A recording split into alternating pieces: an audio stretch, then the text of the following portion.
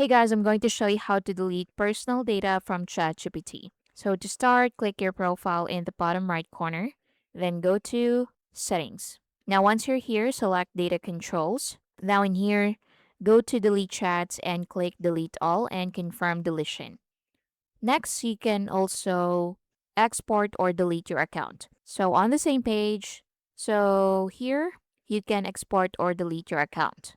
So at the bottom, you can go to export data, then click export if you want a copy first, then go to account on the left side, then select delete account, then click delete and confirm your action.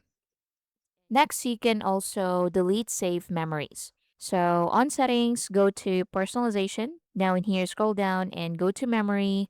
You can also turn this off. Then go to memory summary and click manage. Then review your saved memories. You can click the three dots right here to delete individual memories or choose to clear all memories. And that's it. Thank you for watching.